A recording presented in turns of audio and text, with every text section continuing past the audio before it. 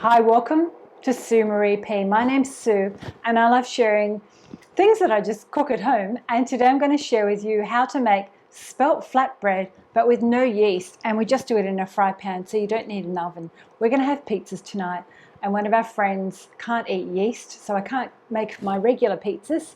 So I was inspired by one of the other YouTubers, Gemma from Bigger Bold Baker. She has a 3-ingredient flatbread that's made with flour, yogurt and baking powder. So I've made it into a spelt recipe. So I'm just going to show you how to do it. And I need to go out in half an hour, so it's going to be super quick. So first step is, I'm not even going to weigh it for you. I'm just going to scoop out 1 cup of flour, and I'm just using white spelt flour. But I've also made this with a little bit of whole grain spelt. But you can also just go back and do it with regular plain flour if that's what you prefer.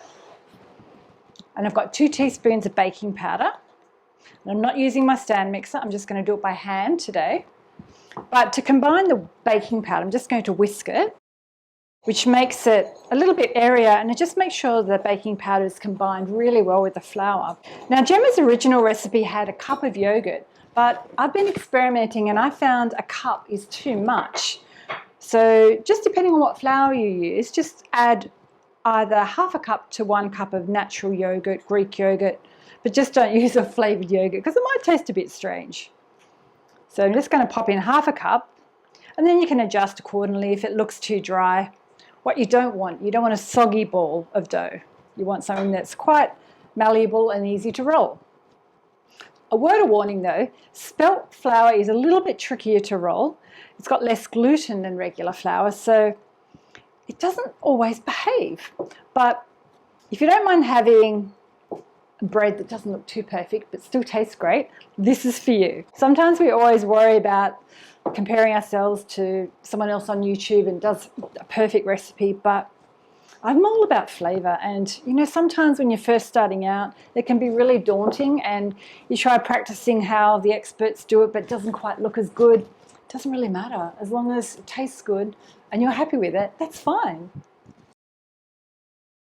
My dough's been stubborn on my spatula, so I just grabbed a knife. So now I'm going to go in with my hand and finish it off and try and get it into a nice ball. Make sure your hands are clean. Take off your rings if you wear rings. And if you find it's a little bit sticky at this stage, just pop a little bit more flour in there.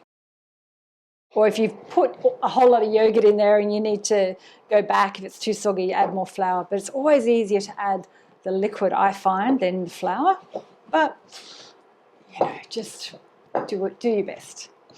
I like to share this so it's not too daunting for anyone to do. Just if you want to make bread for your family, if you suddenly think, oh, okay, so my bowl's, if you suddenly think, I need bread for dinner and haven't got time to wait for it to rise and do all that fuss, this can be ready within 10, 20, no, probably about, that was what, 5 minutes to prepare.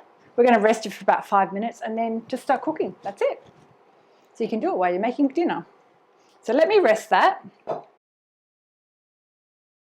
for 5 minutes.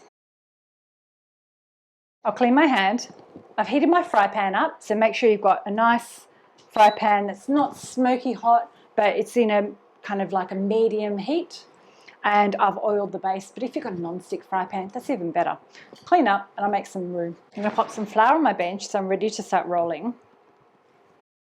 I've got a plate on standby with some paper towel. So what I'll do, as I cook them, I pop them on the plate and then I cover them with my towel. Let's get this dough ball out. Pop it on the flour bench. So I'm going to knead it just so I've got a little bit of flour on here and I can get it into kind of a nice non-sticky shape. So this flatbread recipe makes about 6. I need to make more because we've got 4 people coming tonight, so I'm going to double it. But I just wanted to show you how I do it. So roll it into kind of like a big sausage and then just divide it into 6 almost even pieces if you can. And it doesn't matter if it's not perfect. So I've got my little balls, just roll them on the bench. But as I said, spelt flour is a little bit tricky. Sometimes it just is a bit stubborn. So do your best in getting the shape. Grab your rolling pin. Try and do a circle. If you can't do a circle, sometimes I find the oval shape kind of works better.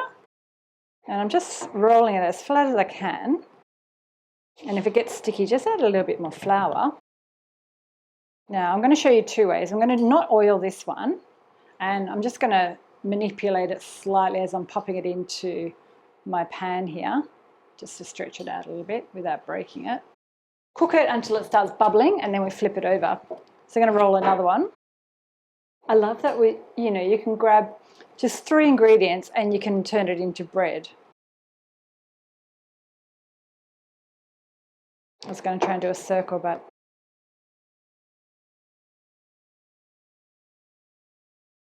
I'm going to bump my heat up a little bit. And it is better to roll as you're wanting to cook them. Otherwise, they just get kind of into this sticky mess.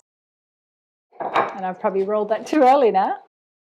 So that's pretty flat, and it's almost round, but not quite. Can you see that? Okay, so that's lovely and golden.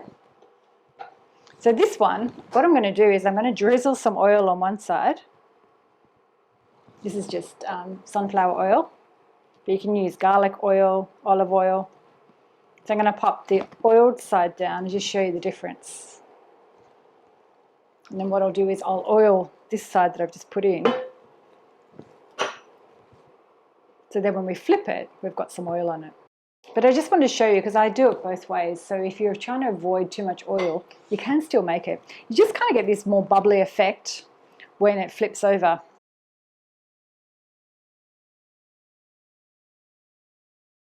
The first one's ready to come out. So it's lovely and golden. Let's check if this one's ready to flip. That one's ready to flip. I've zoomed you in. I better flip this one before it burns. That looks pretty good.